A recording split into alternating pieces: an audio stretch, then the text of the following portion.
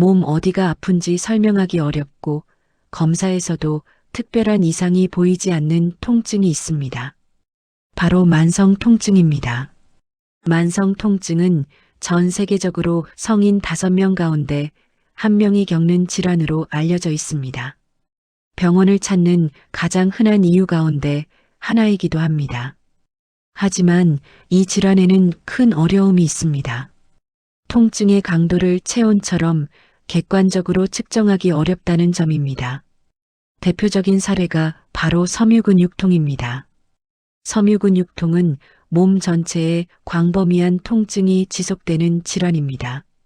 어떤 환자에게는 일상생활이 거의 불가능할 정도로 심각한 고통을 유발하기도 합니다.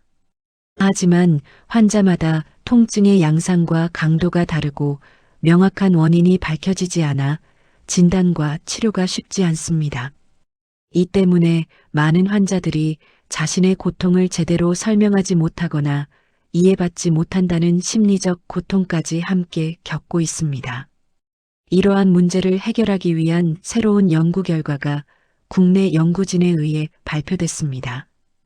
연구를 진행한 곳은 기초과학연구원, 즉 IBS의 뇌과학 이미징 연구단입니다.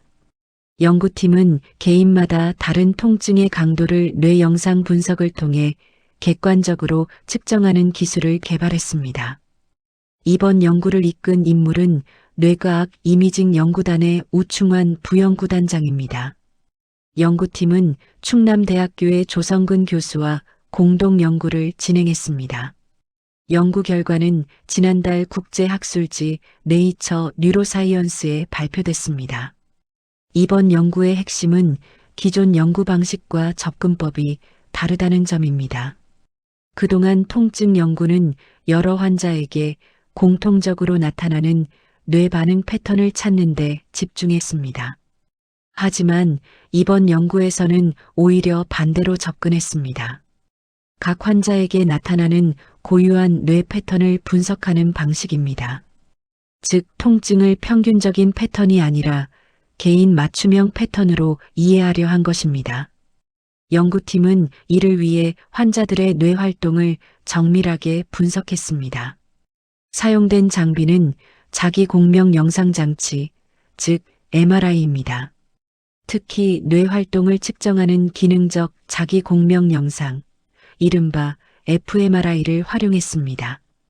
이 장비는 뇌가 활동할 때 나타나는 혈류 변화를 측정해 뇌의 활성 영역을 확인할 수 있습니다.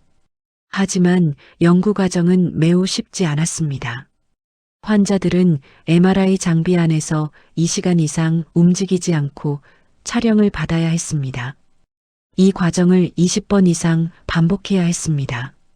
몸을 제대로 움직이기도 힘든 섬유근육통 환자에게는 매우 큰 부담이 되는 실험이었습니다. 연구팀은 환자들의 참여를 이끌어내기 위해 특별한 방법을 선택했습니다. 환자들의 마음을 이해하고 공감하는 방식으로 접근한 것입니다.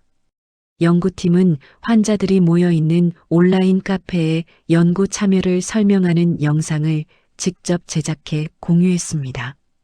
영상에는 환자들의 고통을 이해하고 연구의 의미를 설명하는 내용이 담겼습니다. 이러한 노력 끝에 연구팀은 3명의 환자를 모집할 수 있었습니다. 연구진은 이 3명의 환자를 대상으로 수개월 동안 반복적인 뇌 촬영을 진행했습니다. 촬영을 통해 얻은 데이터를 인공지능 기술로 분석했습니다. 그리고 환자 개개인의 뇌 기능 연결 구조를 지도처럼 정리했습니다. 이를 뇌 기능 커넥톰이라고 부릅니다. 커넥톰은 뇌의 여러 영역이 서로 정보를 주고받는 네트워크를 의미합니다. 연구팀은 이 데이터를 통해 환자들이 경험하는 통증의 강도를 뇌 영상만으로 예측하는 데 성공했습니다. 특히 중요한 발견도 있었습니다. 통증과 관련된 뇌 반응 패턴이 사람마다 완전히 다르다는 사실입니다. 연구팀은 이를 지문과 같은 패턴이라고 표현했습니다. 즉, 한 사람의 통증 패턴이 다른 사람에게 그대로 적용되지 않는다는 것입니다. 이 결과는 통증 치료 방식에도 큰 변화를 가져올 가능성이 있습니다. 환자마다 통증의 원인과 반응이 다르다면 치료 역시 개인 맞춤형으로 이루어져야 하기 때문입니다. 연구 과정에서는 환자들의 어려움도 많았습니다. 실험 당일 통증이 심해 촬영이 중단되거나 취소되는 경우도 자주 발생했습니다. 연구팀은 환자들의 고통을 줄이기 위해 심리치료도 함께 진행했습니다. 통증이 삶과 감정에 어떤 영향을 미치는지 파악하기 위한 노력도 이어졌습니다. 연구에 참여한 과학자들은 이번 연구가 환자들의 참여 없이는 불가능했을 것이라고 말합니다. 환자들이 자신의 고통을 이해하고 연구에 기여하기 위해 큰 용기를 냈기 때문입니다. 연구팀은 이번 연구가 시작에 불과하다고 설명합니다. 앞으로는 통증과 감정, 일상생활 사이의 관계를 더 깊이 연구할 계획입니다. 또 심리치료와 의료치료를 함께 적용했을 때 어떤 변화가 나타나는지도 분석할 예정입니다.